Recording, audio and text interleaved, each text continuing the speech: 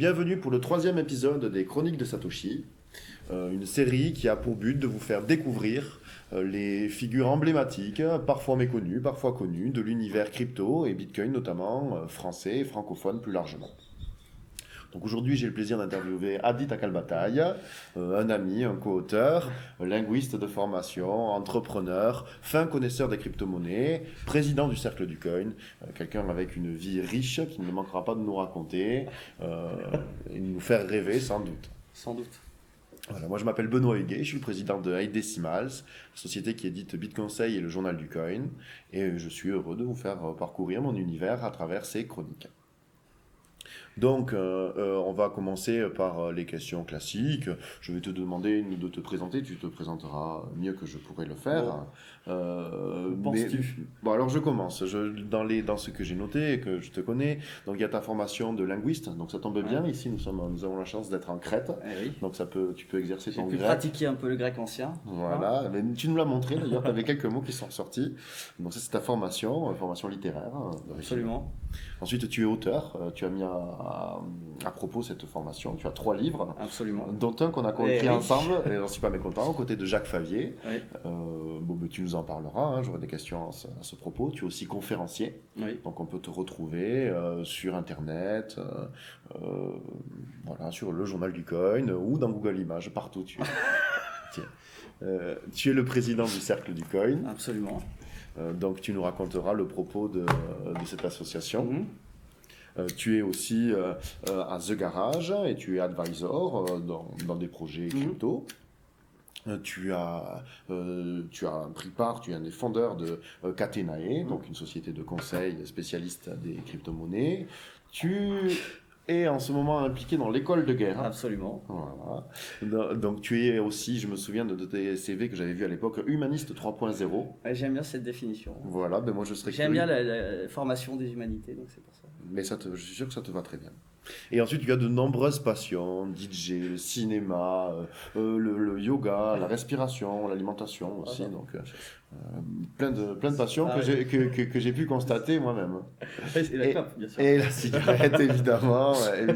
Donc, ma première question est très simple. Quand on voit ce parcours très riche, c'est quel âge as-tu ? Comment fait-on pour, en une vie, faire autant de choses ? 27 ans. Je pense que tu peux même parler d'un de tes jeux favoris. Oui, c'est vrai. Non, mais tu fais partie de ces personnes auxquelles il est difficile de donner un âge. Et donc tu as 27 ans, donc tu es jeune et pourtant tu as fait beaucoup de choses.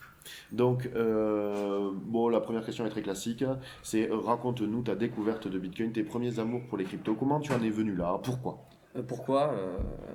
Moi j'ai découvert Bitcoin, j'ai vu Bitcoin pour la première fois je pense en 2010, quelque chose comme ça, parce que j'ai des recherches Google dans My Activity on peut regarder ces recherches Google et j'ai recherché Bitcoin, mais entre des choses qui n'ont rien à voir, donc j'ai aucune idée de pourquoi je me suis arrêté là.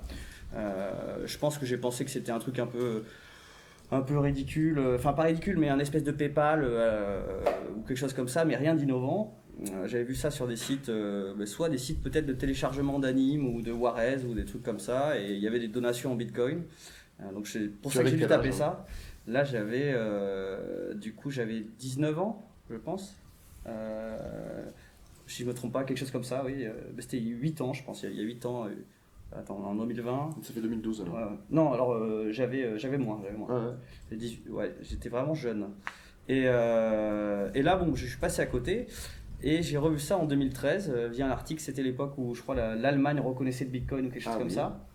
Et là, je me suis dit, si l'Allemagne en parle, c'est qu'il y a quelque chose de plus profond derrière. J'étais encore en lettres classiques à cette période. Et là j'ai découvert Bitcoin et j'ai mis le petit doigt, j'ai mis le corps entier, j'ai commencé à être sur Bitcoin Talk qui était très actif à l'époque, la section francophone de Bitcoin Talk. Puis de fil en aiguille, je me suis dit je trouve pas assez de ressources sur le sujet, donc j'ai envie de créer de la ressource sur le sujet. Oui, je me souviens. Et c'est comme ça que j'ai commencé à faire le coin-coin, mais l'idée en tout cas c'est vraiment que c'était à la convergence de plusieurs choses qui m'animent, c'est-à-dire la politique, le côté anarchiste, système politique de Bitcoin, manifeste politique, l'économie, bien évidemment, et la technique informatique, quoi, le code et autres. Donc, 3 vices que tu as. Politique, voilà. Économie et technique. Exactement. Okay.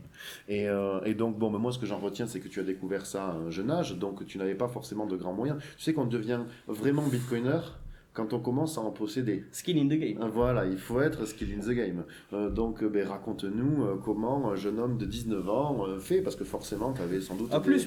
Quand je me suis mis dedans, c'est 2013, donc j'avais... Oui, mais bon, étudiant. J'avais 20 ans, quoi. Étudiant, voilà. Donc tu n'avais pas forcément des gros moyens à ce moment-là. Non, pas de moyens. Surtout que j'avais passé une année un peu difficile où j'ai perdu un peu d'argent. Voilà, j'étais à Périgueux et j'ai pu dépenser une petite somme de mon livret. Et voilà, et donc j'avais pas fait spécialement de sous. Non. Donc il fallait que...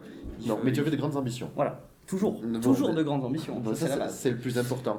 Donc, raconte-nous ta première approche d'un point de vue financier. La première approche, c'est que sur Bitcoin Talk, il y a eu un espèce d'airdrop. Ça ne s'appelait pas encore airdrop. Alors, qu'est-ce qu'un airdrop? Une distribution gratuite de jetons. Ça ne s'appelait pas encore airdrop. Les faussettes? Non, je ne sais plus le nom qui... Mais en gros, il y avait un projet un exchange qui voulait faire reverser une partie des dividendes aux porteurs de jetons, etc. Et cet exchange, ils ont distribué les tokens. Moi, je les l'exchange. Alors là, Fair Exchange peut-être, enfin un nom un peu improbable, mais ça n'a pas duré très longtemps, justement, c'est pour ça. Donc on a eu les tokens, j'ai dumpé les tokens. Ah oui. Contre des bitcoins. Là, j'ai obtenu 0,13 bitcoin, quelque chose comme ça. Ah, c'est pas mal. J'avais eu une micro truc en faussette aussi, je crois en novembre 2013. Et donc là, je reçois ces tokens-là parce que j'avais 3-4 mois d'ancienneté sur Bitcoin Talk. Oui. Je les dump. Et bon, 3 semaines après, l'exchange ferme, c'était un scam. Donc ça, c'est toujours une bonne formation. J'avais retiré les bitcoins de l'exchange, bien sûr. Le coup et me voilà avec 0,13 bitcoin. Donc là, forcément, j'ai commencé à m'amuser un peu sur Cryptsy, Minpal. Je te coupe pour donner un peu de contexte. 0,13 bitcoin, c'était un bitcoin qui valait combien? 100 euros à l'époque? Ouais, dans ces eaux-là. C'était $200. 200 $, ok. Je crois. Ouais. Donc c'était environ 200 euros, on va dire. Ouais, voilà, dans ces eaux-là. 0,13 bitcoin, c'était 200 euros. Et donc ces 200 euros... 0,13, dans ces eaux-là. Enfin, en tout cas, c'était l'équivalent de 200 euros. Ouais, parce que maintenant, 0,13 bitcoin, c'est 1300, c'est plutôt 1300 euros, donc, ou voire un peu plus. Oui, mais là, il y a eu encore plus beau. L'airdrop de Uni, finalement, a donné peut-être à plein de jeunes comme moi dans leur chambre $1 800, voire plus, pour démarrer dans la crypto. Internet Magic Money. Ah, donc tu as profité d'une donation, en fait c'est par ton travail, ta participation dans un forum et puis un peu ton côté chercheur d'or. Non, mais après c'était un moyen d'avoir des jetons, quoi. Ouais. De commencer à avoir des jetons, parce que les faussettes, c'était quand même très limité. Déjà en 2013, c'était se battre pour des millibitcoins. Oui, bien sûr. Voilà. 0,13 bitcoin, c'est bien. Hein. Et donc qu'est-ce que tu en as fait? Qu'est-ce que je t'ai dit, là, je me suis amusé sur Cryptsy, Minpal, etc. Il n'y avait pas encore trop d'ICO à l'époque. J'ai vu passer le thread de Nixte, je ne suis pas rentré comme un débile. Ah oui, mince, c'est dommage. Ça, c'est dommage. Mais bon, j'ai commencé à m'amuser. Et puis, ça a été la période après 2014 où il y a eu tous les forks de Bitcoin. Oui. Il y avait Darkcoin, il y avait Yellowcoin, Whitecoin. Tous les jours, il y avait un coin différent, Fluttercoin, donc là, Fluttercoin, etc. Là, je me suis un peu amusé sur Cryptsy. J'ai pas dû gagner énormément, mais ça, ce qui est sûr, c'est que j'ai pas perdu de sous. Donc ça, c'est un bon plan. Et puis après, il y a eu les ICO qui ont commencé à arriver petit à petit. Là, en plus, j'étais de plus en plus dans la communauté, les meet-up, etc. Donc beaucoup plus de connaissances, etc. Et, on y reviendra sur le parcours communautaire. Mais moi, c'était parce que je sais qu'on en a l'occasion de discuter ensemble. Je sais que tu as eu une passion pour Rise à un moment donné. Et que sur Rise, tu as vécu des grandes choses. J'ai eu des grands moments. Donc, des moments de génie et puis des moments de doute. Ah oui, des moments de doute. Non, mais après, c'est vrai que dans les cryptos, il y a des allers-retours, il y a des montagnes russes. Il faut être bien accroché, quoi. On peut faire fois 400 et le lendemain avoir une division par une division par 200 ou quelque chose comme ça. Oui, ça peut arriver. On peut monter à quelques dizaines de bitcoins et puis redescendre à moins d'une dizaine. C'est le jeu. Et donc ça t'a connu. Et ça peut être un élément totalement extérieur au protocole lui-même sur lequel on parie. Parce que dans mon cas, c'était un déliste. En l'occurrence, voilà, c'était un listing sur Bittrex, je crois, à l'époque, et ensuite délistage sauvage, qui a réduit la valeur à néant en très peu de temps. Divisé par 9, je crois, donc aussi simple que ça. Et plus de liquidité, en 48 heures. Plus de liquidité surtout, parce que plus d'exchange, c'était vraiment le main exchange sur lequel ça se tradait. Après, c'était des trucs horribles. Tu sais comment on appelle ça, nous? C'est une formation. Ah, mais toujours. Mais c'est plein de formations, les cryptos. Alors, je sais, malgré tout, bon là, tu vois, on a parlé de cryptos qui ne sont pas Bitcoin, et donc moi, je sais que tu comptes en Bitcoin. Je sais que pour toi, Bitcoin a une place particulière, c'est l'amour peut-être originel, et donc j'aimerais que tu me parles de ton rapport à Bitcoin, en fait. Qu'est-ce qui le rend unique voilà, est-ce que ce sera la seule, est-ce que ce sera l'une parmi d'autres, est-ce que c'est un polyamour avec Bitcoin? Non, mais Bitcoin, c'est avant tout, c'est comment dire, c'est la crypto-monnaie de base. C'est la crypto-monnaie vraiment la toute première, qui nous permet finalement d'asseoir toute la valeur de tous les networks. C'est-à-dire que c'est l'étalon du cyberespace. Actuellement, peut-être qu'avec des changements... Enfin là, actuellement, il y a le changement, par exemple, un changement potentiel d'Ethereum qui peut le faire devenir intéressant quasi autant que Bitcoin si les fees sont burnés. Enfin, je pense que le proof of work est quand même encore devant le proof of stake pour l'instant, même si ça a d'autres limitations. Mais Bitcoin est la crypto la moins censurable qui existe, et ça c'est très important également. C'est-à-dire que dans le réseau Bitcoin, il est vraiment acéphale, il n'y a pas de leader, il n'y a pas de tête pensante, il n'y a pas de quelqu'un qui a une voix vraiment plus forte que l'autre. Donc là, je retiens la censure et la modification d'Ethereum. Je pense que tu faisais référence à la supply. Oui, donc la supply. Parce que je pense que les tokenomics d'Ethereum sont pas top pour l'instant. Voilà. Mais avec un petit changement dans les tokenomics et un possible burn, ça peut changer. Mais après, la place de Bitcoin, c'est aussi... je pense que c'est à tous notre Madeleine de Proust, malgré tout. Dire, on est tous rentrés par la porte Bitcoin. Et puis, il y avait beaucoup moins de diversité à l'époque, mine de rien. C'est vrai, beaucoup moins de diversité. Il y avait des copycats, mais ça se passait différemment. Ouais. Et petit à petit, il y a plein de petites innovations à droite à gauche, mais Bitcoin reste à tous notre crypto de cœur, j'ai envie de dire. Et puis il y a quand même... Après, il faut pas mettre de sentiments, on dit, mais c'est toujours dur quand même. Oh, mais voilà. Et c'est vrai qu'il y a les paires en Bitcoin. Toutes les paires étaient en Bitcoin. Les gens oublient qu'il n'y avait pas d'USDT, il n'y avait pas d'USD, machin. Les paires étaient toutes en Bitcoin. Et donc toi, tu comptes en Bitcoin. Donc toi, ton objectif, c'est d'avoir plus de Bitcoin à la fin. Si parfois tu fais une incartade dans des cryptos exotiques, c'est... Après, je pourrais croire à quelque chose sur le long terme, mais... Bien sûr. Mais généralement, oui, le but, c'est quand même d'avoir un maximum de Bitcoin, parce que pour l'instant, la réserve de valeur, ça semble être Bitcoin. Voilà. Ok. Donc moi j'en retiens résistance à la censure, une quantité monétaire bien définie. Ensuite il y a l'aspect liberté économique. Donc est-ce que le lifestyle des bitcoiners va au-delà de la simple possession, peut-être la respiration, le yoga, l'alimentation? Non, moi je pense je sais que tu as de nombreuses passions et donc. Ah, mais je pense pas que c'est. Chacun a son lifestyle. Ce qui est sûr, c'est que dans l'univers des crypto-monnaies, il y a quand même une certaine marginalité qui me plaît, quoi.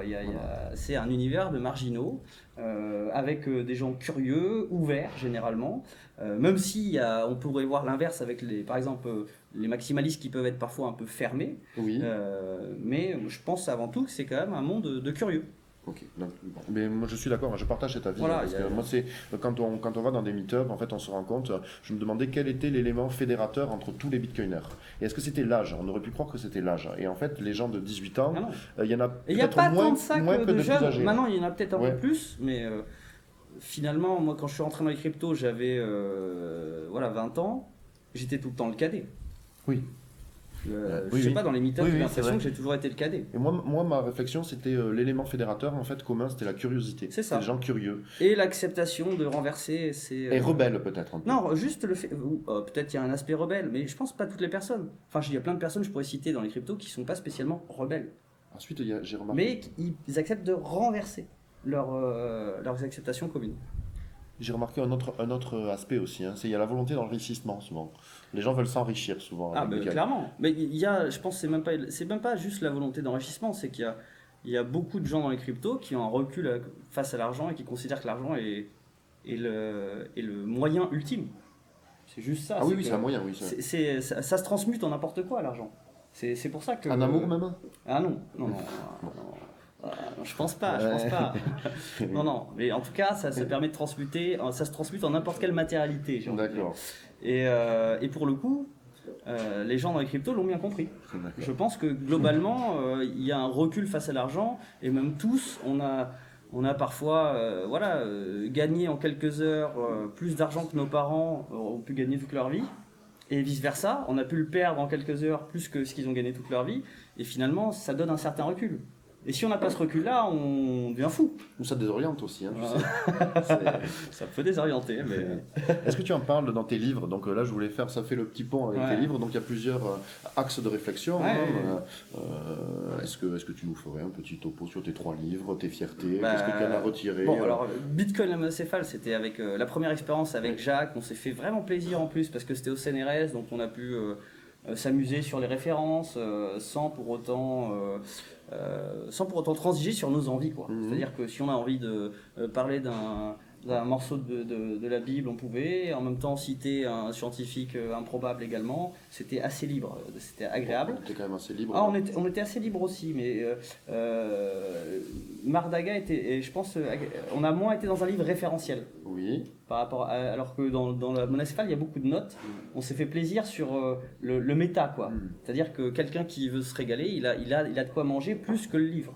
Mais c'est pas confus? Je te le sens, moi. Heureusement que Jacques est là. Heureusement que Jacques est là pour. Parce que je crois qu'il était quand même vachement mieux Bitcoin Métamorphose, non? Hein?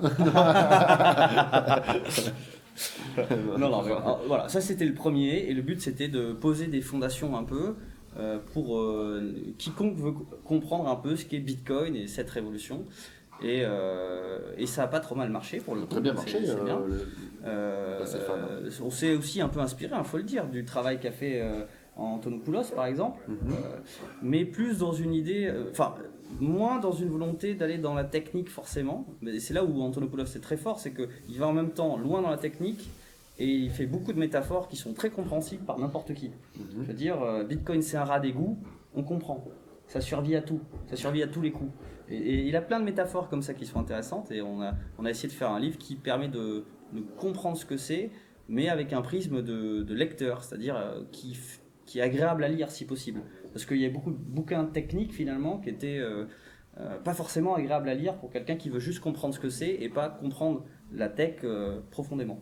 Le deuxième qu'on a écrit ensemble était plus sur le présent. Oui, et le futur. Il y a l'idée de transmutation aussi. Voilà, totalement. Il y a l'idée, mais vu qu'on traite des évolutions aussi, parce qu'on était dans une logique de quelques années après. Oui. Parce que la monocéphale, on a mis le projet en tout, et a mis 2 ans à peu près, voire peut-être plus. Alors que le nôtre a mis, il me semble, un an tout compris.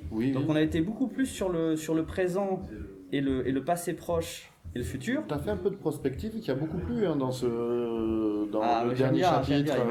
Imaginez, oui. Ce que pourrait être le monde de demain. Et le troisième était avec Jean-Samuel, était beaucoup plus didactique. Enfin, c'est un peu plus un manuel. D'accord. Voilà. Même l'éditeur est plus dans cette optique-là. Alors, en dehors de tes amours d'écriture, tu aimes beaucoup les hommes et les femmes aussi. Tu aimes les gens.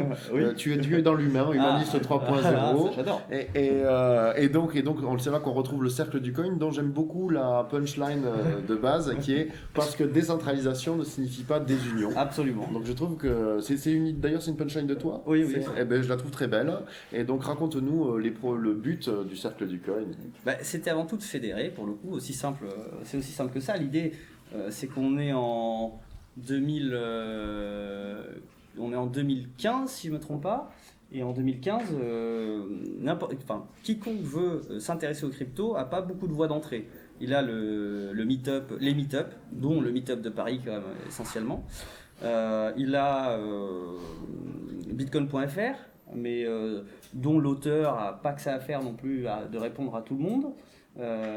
Et il va avoir quelques portes d'entrée comme ça assez légères. Et l'idée c'était de créer une nouvelle porte d'entrée, surtout que c'est aussi le moment où arrivait le blockchain bullshit entre guillemets. Et l'idée c'était de faire quand même un repère de personnes qui sont là depuis 2013 ou autres, enfin dans ces années-là en tout cas, qui n'arrivent pas via le prisme blockchain, mais via le prisme protocole monnaie, quoi, vraiment dans cette idée-là. Il y avait eu un fameux manifeste qui n'était pas de révolution blockchain sans Bitcoin. Voilà, c'est l'idée. Et donc on a créé CERC pour fédérer la francophonie et permettre d'avoir une espèce d'identification de personnes qui acceptent de discuter du sujet, de présenter le sujet, et aussi pour finalement créer du lien entre toutes ces personnes qui ne se connaissent pas nécessairement. Mais c'est aussi la logique des repas du coin, c'est-à-dire vraiment faire en sorte de créer du lien entre des gens qui ne vont pas forcément échanger dans leur milieu naturel. C'est-à-dire que les avocats, ils font leur petit déj à 8h le matin, et puis il va y avoir d'autres personnes qui vont préférer boire des bières vers 21h jusqu'à 2h. Donc c'était essayer d'avoir un peu toutes ces personnes différentes à la même table. Mais moi, je peux te faire un retour de personnes qui ont expérimenté le cercle, justement, parce qu'on s'est rencontrés à l'occasion certainement d'un repas ou même d'une réunion du cercle du coin. Et en ce qui me concerne, ça a très bien marché. Hein. Nous étions toulousains, on était dans les cryptos depuis quelques années, et c'est vrai qu'entre le online, la vie réelle, etc., c'était une bonne façon de rencontrer les gens et de fédérer, de nouer des amitiés, d'apprendre aussi. J'ai appris beaucoup de choses, j'ai énormément ri. Et le physique, bon alors on peut moins en faire actuellement, parce que le Covid, etc., mais le fait de se voir pour de vrai, c'est aussi intéressant quand même. Il y a une alchimie qui se passe dans la vie de tous les jours qu'on ne retrouve pas sur les réseaux sociaux. Pas toujours, en tout cas. Félicitations pour le Cercle du Coin qui continue. Bravo à toi aussi, bien sûr. Bravo. Est-ce que tu as quelques statistiques, quelque chose à donner? On est à peu près à plus de 100 membres. On s'est bien amusé pendant le confinement avec des tables. Oui, c'était très bien. Tables rondes. On va essayer de les remettre en place. Après, il y a beaucoup d'événements physiques, donc il y a un côté un peu à l'arrêt. Comment les gens peuvent s'impliquer s'il y en a qui découvrent le Cercle du Coin? Pour s'impliquer, c'est simple. Il y a un channel sur notre Slack, une fois qu'on est membre, qui s'appelle Initiative, et n'importe qui peut proposer une initiative ou y contribuer. Et après, c'est s'organiser qui est le plus complexe parfois. Mais il y a un coût d'adhésion quand même. Comment se règle-t-il? Oui, ça c'est philosophiquement aussi, c'était très important. Pour être dans Bitcoin, il faut toucher. Voilà. Il faut toucher à Bitcoin, et l'idée c'était de dire d'abord la première porte d'entrée c'est celle de l'adhésion qui est uniquement en Bitcoin. Voilà. Et notre compta est uniquement en Bitcoin, et pendant très longtemps on n'a eu aucun compte en banque euro. Bon là on a dû s'y conformer pour pouvoir faire des achats en euros sans avoir tout le temps à rembourser des membres, etc., ce qui n'était pas génial en termes de comptabilité. Voilà. Là aussi, j'ai un petit retour à faire. Donc, normalement, l'adhésion, si on la compte en euros, elle était modique. Modique, elle est entre 20 et 40 euros. Par contre, si on a la mémoire et qu'on se souvient de notre première adhésion, je pense que c'était à 0,1 BTC. 0,1 Bitcoin, oui. Ouais, moi, j'ai un souvenir de 0,1 Bitcoin. Voilà. C'est ce qui constitue. Là, tu es du club, tu fais partie. Voilà. Tu fais partie on a tous ce souvenir d'un objet qu'on a payé ou d'un coup, ou de n'importe quoi. Mais c'était l'adhésion au cercle du Coin. Je sais que j'ai acheté un t-shirt, je crois, à la maison du Bitcoin. Qui vaut, qui j'avais payé je sais pas combien, 0,2 ou quelque chose comme ça. Sachant que souvent le rituel avec le cercle du coin, c'est d'aller boire un coup au soft bar, qui souvent se règle aussi en Bitcoin. Et je me souviens de notes en Bitcoin aussi désastreuses. Donc la première adhésion, mais bon, beaucoup, je ne regrette pas. Mais ça, il faut perdre pour gagner. Hein. Oui, voilà. Il faut donner pour recevoir. Tu nous en parleras. On va y venir. Mais justement, on en était à l'entrepreneuriat dans les cryptos. Donc là, les projets, c'est plutôt quels sont tes projets crypto en ce moment dans lesquels tu es impliqué? Je suis impliqué dans Catenay, donc une agence de conseil que j'ai cofondée, y compris dans The Garage, et c'est essentiellement de l'accompagnement d'entreprises, soit crypto, soit pas crypto. Voilà. Et c'est essayer de les accompagner d'un point de vue stratégique, essayer de leur présenter les personnes avec qui ils auront le plus de synergie, et faire en sorte que tous ces projets réussissent et que la crypto envahissent notre quotidien petit à petit. Bon, à ce propos, moi, je tiens à dire que tu as quand même un réseau extraordinaire et une connaissance assez profonde du milieu crypto que tu as éprouvé toi-même, en t'y intéressant de près. Ah oui. Mais tu as d'autres passions, évidemment, en dehors des cryptos. Alors, en ce moment, tu as une petite... c'est pas une lubie, c'est un centre d'intérêt qui est quand même assez intéressant. L'homme stratège que tu es, c'est l'école de guerre. Oui. Est-ce que tu peux nous parler un peu de cette école de guerre, l'école de guerre, et le rapport avec les cryptos? L'école de guerre et l'école de guerre terre, parce qu'il y en a deux. Je fais la terre pour l'instant. Après, il y a l'interarmée. J'ai donc postulé en tant qu'auditeur civil, qui ce qui permet d'assister à tous les cours finalement des militaires c'est tous des officiers qui ont 10 ans de carrière, pour apporter un peu un regard extérieur. Et l'idée, c'est de réussir à avoir des personnes de la société civile qui potentiellement auraient des rôles importants demain, et pour que les militaires qui auraient également des rôles importants demain connaissent ce genre de personnes. Donc pour eux, c'est créer du lien et en même temps avoir un peu un regard extérieur sur l'armée qui peut être renfermée sur elle-même. Donc c'est une expérience très très enrichissante. Et donc eux ils te font faire des pompes et toi tu leur fais utiliser des bitcoins. Non, là il y a pas de, là c'est pas on n'est pas dans les exercices physiques là. D'accord. C'est vraiment, c'est vraiment plus la connaissance de la tactique, de la stratégie. Mais ça c'est eux qui t'enseignent. Voilà. Et est-ce que toi tu les as mis est-ce que tu leur as mis des bitcoins dans les mains? Ça fait partie du deal. Ça fait partie du deal. Oui.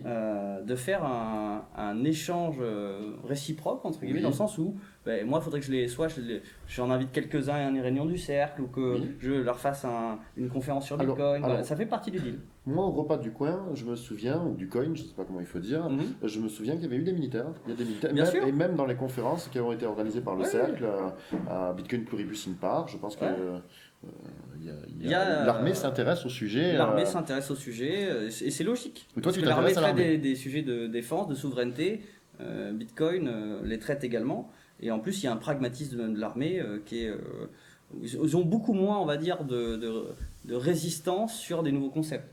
C'est-à-dire que les nouvelles technologies, ils sont obligés de s'y intéresser. Parce qu'elles fonctionnent. Et surtout quand elles fonctionnent. Donc, en dehors, alors moi tu sais, il y a les cryptos, il y a Bitcoin, il y a l'humain. Moi aussi je m'intéresse beaucoup à l'humain, et j'essaye toujours de savoir quelles sont les passions des bitcoiners, pas forcément que dans Bitcoin. On viendra évidemment sur tes visions sur Bitcoin, mais en dehors des Bitcoins. Et donc je sais que tu as une passion pour les trottinettes. Ah oui, les trottinettes, la micromobilité partagée. Voilà, et donc c'est la décentralisation du déplacement. On est tous des petits bolides. Moi-même, j'ai pas le permis. Oui. Voilà, je me déplace. Trottinette électrique, trottinette électrique, vélo, train, avion, mais pas. Voiture, mais accompagné pour le coup, parce que je ne conduis pas. Donc parle-nous de ce petit projet de trottinette, parce que je sais que les investissements souvent intéressent les gens. Je suis pas mal impliqué dans Pony, donc, qui est une start-up française qui permet à ses utilisateurs d'acheter la flotte. C'est pas eux qui possèdent la flotte, et donc ils reversent une partie. Donc il y a une supply. Il y a une supply de trottinettes. Il y a une supply de trottinettes. C'est très similaire à ce que peuvent être finalement les cryptos. Il y a vraiment une logique de supply avec un usage. Et donc ils vont reverser une partie 50-50, une partie du chiffre d'affaires que génère la trottinette. Ça se rapproche du farming, c'est du farming de trottinette. On peut voir ça comme le farming. Oui. Voilà, on va farmer de la trottinette. Et donc toi en temps réel sur ton application, tu vois quand les trottinettes sont utilisées et elles te génèrent un revenu de local. Je trouve ça formidable. Et ça permet de mettre les utilisateurs au centre pour de vrai. Et alors toi qui es possesseur de ces trottinettes et qui est impliqué dans cette société, est-ce qu'on peut louer cette trottinette en Bitcoin? Non, ça te révolte pas ça? Non. Qu'est-ce que c'est ça? Le paiement en crypto, ça viendra petit à petit. Là, il y a PayPal par exemple qui vient de l'intégrer. Moi, je pense que ça viendra par les intégrations de Stripe et PayPal. D'accord, et pas dans Pony? Non, mais ça viendra plus par les moyens de paiement. D'accord. Parce que, par exemple, je pense qu'ils utilisent Stripe. Ça viendra plus par les moyens de paiement que l'inverse, je pense. Oui, aussi un autre projet qu'on a utilisé ensemble hier soir. Parle-nous de Curve. Et on pourra dire l'utilisation qu'on en a fait. Oui, c'est un agrégateur de cartes. T'as la carte Curve ou pas là? Je dois la voir. Non, parce que moi je me souviens, tu me montres ça depuis très longtemps, j'en riais, je dénigrais ça bêtement, alors que finalement c'est très pratique. Et voilà, c'est des petits tips. En plus ton porte-carte, donc voilà, on peut voir une magnifique carte Curve. Il n'y a pas de chiffre, donc sans chiffre, donc là il n'y a pas besoin mais on voit ton nom à tout à quelle bataille, moi je le vois très bien. Et ça te permet d'agréger différentes cartes, et notamment des cartes virtuelles. Et comment on s'en est servi hier soir? Hier soir, alors c'est plutôt à toi de le dire. C'est à moi de le dire, alors du coup. C'est la carte virtuelle donc de Binance, la Binance Card. On a pu l'intégrer à ta carte Curve, histoire de payer le restaurant, et on l'a fait payer finalement en Bitcoin. C'était des BNB qui étaient stockés sur la Binance Card et qui ont été convertis au moment de l'achat du paiement, automatiquement dans le bon montant avec du cashback. Alors que c'était une carte virtuelle.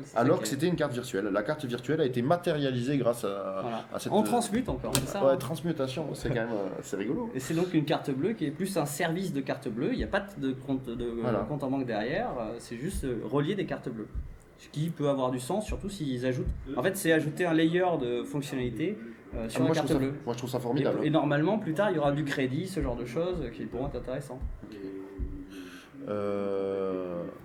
Et bien là, on va arriver. Donc là, évidemment, tu nous as raconté ton parcours, les projets qui t'animent. Le but, évidemment, c'est d'impliquer tous ceux qui nous regardent, de les mettre avec nous et de partager, évidemment, tes visions. Parce que tu es réputé dans tout le secteur pour tes visions, qui sont parfois troubles, et parfois troublantes, de vérité ou d'exotisme. Donc, la première vision, elle est par rapport à Bitcoin, forcément. Ah oui. Donc je sais que tu as une vision. Alors là, tu as la vision vraiment de l'aigle, très précise, tu vois loin, tu vois juste. Juste, je sais pas. Ça, on verra. Donc, ce qui est sûr, c'est qu'elle a déjà été témoignée en plus. Oui, mais c'est pour ça que j'aime bien te faire répéter. Elle a été témoignée sur Combini, donc il y a déjà des gens qui donc par rapport au cours du Bitcoin, tu le vois où et dans combien de temps? Moi, je mise sur une spike à 300 000 $. Qu'est-ce que c'est une spike? Une belle bougie. Une mèche. Voilà, une belle mèche à 300 000 $. L'année prochaine. L'année prochaine. Voilà, donc on est dans 2021. Et donc là, on est sur le départ de la rampe de skate. Totalement. Là, on est sur. Non, je sais pas si non, ça, j'en sais rien. Je sais pas si on est sur le départ de la rampe de skate. Ce qui est sûr, c'est que en octobre, le 6 octobre par exemple. Vers le 6 octobre. Vers le 6 octobre. Non, mais ce qui est magnifique, c'est le fait que tu as le jour et ça, c'est beau. Et est-ce que tu c'est bien. Pourquoi? Parce que, alors, ce qui est assez intéressant, c'est que pour l'instant, on a quelque chose de très cyclique dans Bitcoin. Oui. Et si on regarde les cycles avec différents, les tops et les bottoms, on voit qu'il y a une symétrie à chaque fois. Il y a une symétrie qui agit avec un certain nombre de jours. Et pour cette année, pour ce cycle-là, si on applique cette symétrie, on arrive autour du 6 octobre. C'est géométrique. Voilà. Mais ça me plaît bien, c'est graphique, pourquoi pas. On verra bien. Moi, ça me fait toujours marrer de l'entendre, donc j'avais besoin de l'entendre. C'est skin in the game. Oui. Et donc je sais, mais ça me plaît, et j'espère que tu auras raison. Je suis sûr que ça fera plaisir à tout le monde de l'entendre aussi. Donc ça, il ne faut pas hésiter à la répéter. Voilà, c'est une vision. Non, ça c'est très bien. C'est très bien.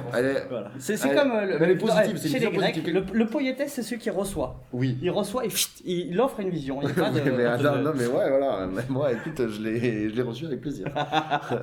et donc là, c'est les autres visions. Quels sont les projets crypto en dehors de Bitcoin, tu vois, qui vont te permettre peut-être d'accumuler plus de Bitcoin, ce que je te souhaite. En plus, ce sera plus de Bitcoin à 300 000. C'est ça que je te souhaite. Donc là, ça commence à faire vraiment beaucoup. Quels sont tes petits projets crypto là qui il y en a surtout un dont j'ai pu déjà parler. Il en faudra plus. Qui est Idena quand même. Idena, preuve de personne. Ça j'aime beaucoup. C'est KYC-less, Proof of Person Network. Donc en gros, c'est un réseau qui arrive à savoir qu'il y a un humain derrière un node sans KYC. One nose. Exactement. Okay. Et ça m'a toujours intéressé, l'identité. Et donc ça permet d'avoir un réseau qui est purement distribué. C'est-à-dire que c'est pas un réseau qui est décentralisé, tous les nœuds ont le même pouvoir et chacun peut avoir un nœud. C'était un peu la vision de Satoshi des débuts, de dire chacun donnera un peu de CPU de son ordinateur et pourra miner. Chose qui est totalement disparue avec l'industrie du minage et la compétition. Et dans ce network-là, c'est la compétition, forcément, elle n'existe pas parce qu'une fois qu'on a réussi à se valider en tant qu'humain, on peut devenir un node et on est un node égalitaire à tous les autres, j'ai envie de dire. Ça me plaît beaucoup. Voilà, ça c'est ton. En plus, c'est hautement scalable. Et c'est sans KYC. Ok. Sans KYC, c'est quand même. On aime. Je pense. Ah oui, l'absence de KYC, voilà, oui. On aime bien qu'il n'y ait pas de papier, quoi. C'est un des succès de la défi, peut-être. Voilà, peut-être. Cette absence de KYC.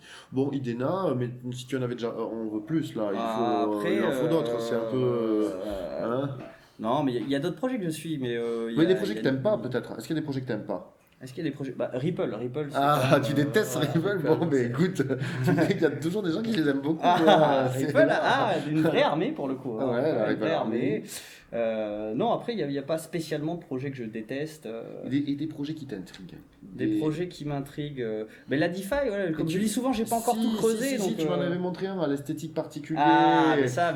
On en a parlé en plus avec Samy lors d'un JT. C'est based, C'est la même mécanique Ample, c'est-à-dire Ample Forge.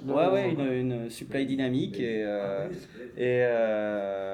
le but c'est qu'il y a des rebates, c'est-à-dire parfois on a plus de tokens, parfois on a moins de tokens, suivant si c'est proche de $1.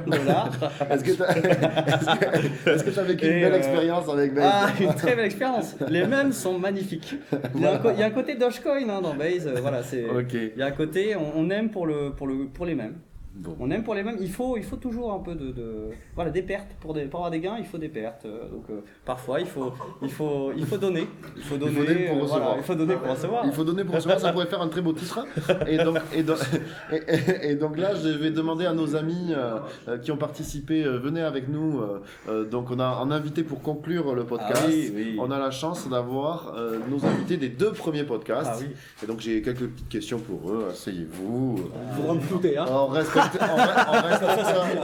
respectera l'anonymat des uns et des autres. Bien sûr. Donc, Emilien et mon ami trader, mais je vais vous demander, vous aussi, si vous voulez bien partager une vision, que ce soit sur. Je vais commencer avec mon ami trader sur Bitcoin. Toi, t'as vu qu'Adli, lui, il est membré. Il a des couilles. C'est 300K dollars ou euros? Non, 300K dollars. Dollars. Je sais plus, mais de toute façon, c'était entre 300 et 400. Entre 300 et 400 sur le 6 octobre, toi, tu as quelque chose non, sur le 6 octobre, 300, clairement. Moi, je pense qu'il va dépasser les 100 000. Ah, toi, c'est les 100 000, voilà. Ouais, 100 000, je pense que c'est. Et t'as un horizon de temps ou pas? Non, là, ce qu'on voit, c'est que les cycles ils deviennent de plus en plus longs. La Bitcoin, il est en forme. Je peux pas dire, non, je sais pas. Je préfère pas me prononcer. Je sais que là, ça risque d'être 2021, peut-être début 2022. Voilà, 2021-2022, je dirais. Mais après, c'est une question idiote, mais c'est une question rigolote. Je pense que tout le monde aime l'entendre. Les prédictions. Emilien, je te pose la même. Moi, sur Bitcoin, je sais pas trop. Moi, je suis assez. J'aimerais bien Ethereum à 1000. Alors, je pense qu'on va y revenir parce que la DeFi, ça défonce quand même bien. Il va y avoir le Proof of Stake. Enfin, il y a quand même plein de trucs cool qui arrivent sur Ethereum. Peut-être le burn de fee. Donc je me dis d'ici quand même 2-3 ans, on devrait au moins avoir retapé les 1200 de la bulle d'Ethereum. Voire bien plus. Voire bien plus. Voire bien plus, mais moi, c'est une prédiction de daron, quoi. Donc je pourrais prédire Aleph 1 million, mais tu vois, je prédis Ethereum à 1200 dans 2 ans.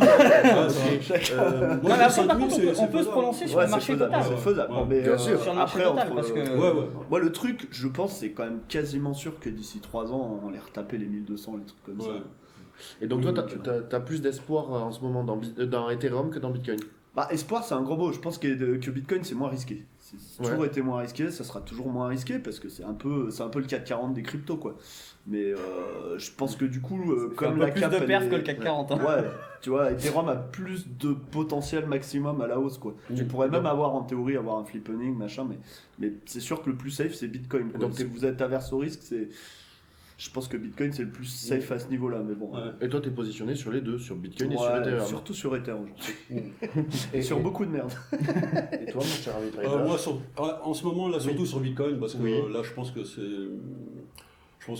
tu vois, ceux qui ont vraiment d'argent, tu vois, comme MicroStrategy, etc., ils investissent sur Bitcoin, ça va être la première porte d'entrée. Je pense que principalement Bitcoin, c'est lui qui risque peut-être de partir en solo. Donc là, je suis beaucoup sur Bitcoin, mais c'est vrai que Ethereum, c'est un stack que j'aimerais reconstruire. Ok, d'accord. Surtout s'il y a le IP qui burn les fees. Non, mais là, dans ce cas-là, oui, c'est sûr que... Mais ça, c'est pas pour tout de suite, ça. Vous avez une idée c'est juste en projet pour l'instant. C'est quand même... Ouais, sans discussion, mais Vitalik, il est pour. Je vois pas trop ce qui bloque, là. J'ai pas suivi, pour être honnête, mais je vois pas trop ce qui bloque, pourquoi ça avance pas ce côté. Après ça discute, faut qu'ils l'implémentent, etc., qu'ils mettent sur des testnets. Je pense que ça sera pas avant 1 an, j'imagine. D'accord, donc bon, ça c'est une mise à jour. Mais le marché anticipe, donc déjà si on est sûr que ça sera implémenté, ça sera anticipé. Ça serait bien parce que les mineurs ils se font trop d'argent, il faut qu'ils se calment un peu. Et dernière question pour finir. C'était donc là on a parlé des deux plus gros, Bitcoin et Ethereum. Est-ce que vous avez des petites cryptos de cœur? Donc Adi a sa crypto de cœur, c'est Idena. Actuellement. Voilà, ça c'est ça. Parce qu'il y a le financier, il y a l'émotion. Normalement, il faut pas mêler les deux, mais allez-y, lance. Je sais pas. Moi, je suis pas mal sur YFI. Sur Finance. Moi, j'ai une belle position que je tiens, mais c'est surtout parce que c'est la team qui me plaît. Je pense que le mec, il est très bon et j'aime bien investir sur les hommes. Donc, je sais que c'est très lié au farming et le farming, bon, on ne sait pas ce que ça va donner à moyen terme, mais si tu mises sur la personne, je pense qu'il pourra pivoter dans le bon sens. Ou en tout cas, voilà. Moi, je suis assez lourd sur Yern et après, j'ai Lend toujours. Ouais. Et tu avais dû couper des positions, je me souviens. Je ne sais plus lesquelles tu avais coupé. Tu avais coupé Dot, je crois que tu m'as dit. C'était un choix difficile, non ou pas? Et que tu l'as rebasculé sur Bitcoin. Ouais. C'est-à-dire que bon, il y a pas mal de.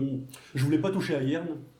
Et donc il fallait que je prenne des choix et donc j'ai préféré vendre DOT pour passer en Bitcoin pour avoir une moindre exposition sur les alts et une plus grosse exposition sur Bitcoin. Donc, et à ce propos, j'ai la question fameuse, est-ce que tu as toujours ton long? Ah ouais, j'ai toujours je suis à plus 7 millions sur plus 5 millions avec Bitcoin et plus 2 millions sur mon margin long Ethereum. Donc ouais, c'est bien, je le garde. Comme prévu, la range elle est partie vers le haut. On n'a jamais retesté le bas des 9K. J'espère qu'on le fera pas, mais ça semble bien parti pour l'instant, qu'on ait un socle à 10K, donc ça se passe bien. Je suis très content de l'apprendre. Ouais. Et Emilien, est-ce que tu joues encore avec Sushi? Est-ce que tu as trouvé d'autres supports de farming ou pas? Soyons clairs, Sushi c'est juste un token, c'était juste un token de farming quoi. Oui, c'était pas un token à holder. J'ai du Yearn Finance aussi. Ah oui, voilà, ok. Je l'ai pas forcément acheté à un bon prix, donc c'est pas. Mais pareil, j'aime bien le fait que le supply il soit limité d'ailleurs, parce que là dans la défi tous les trucs c'est des trucs qui se farment. Ça on aime le supply limité de toute façon. Le supply limité ça me plaît. Après pareil, le problème que le farming se soit calmé, c'est pas très clair l'avenir sur Yearn. J'ai vu que les volumes s'étaient beaucoup calmés là depuis une semaine. Mais bon, on va voir. Sinon, toujours Bitcoin Cash, je vais voir ce que ça va donner avec le fork qui arrive. Je suis un peu en free roll sur Bitcoin. C'est comme Aleph, je suis là pour le projet. Il reste toujours la tech. Il reste toujours la tech. On a tous un peu d'Aleph. Pas de 7 millions sur les longues et tout. Voilà, bon. Bon, mais messieurs, de toute façon, je vous propose qu'on se donne rendez-vous dans un autre lieu de vacances dans des mois à venir. Et puis on se reposera les mêmes questions, on verra mon année. J'espère que les visions auront été la tienne en particulier, Adi. J'espère que le 6 octobre 2021, il faut qu'on soit quelque part. Ah oui. Parce qu'il a carrément donné une date. Ah oui, il a dit une date précise. Allez, je vais être sympa avec si tu traces les charts précisément, 300 000. La symétrie, voilà. Et en 2040, ça fait 12 millions de bitcoins à peu près. C'est pour la vibe. Voilà. Moi, je te l'accorde. Et franchement, à 100 000 $ près, je te l'accorde. Non, mais t'as des couilles. Moi, je te l'accorde à. Attends, t'as dit 300 000 ou ouais, je te. Non, mais la question, c'est quand même entre les halvings, on voit qu'il y a des cycles qui se rallongent quand même. Et là, si ça part maintenant, c'est vrai que Bitcoin il est assez fort. On dirait que le cycle ne se rallonge pas en fait. Donc c'est juste ça la question. C'est totalement.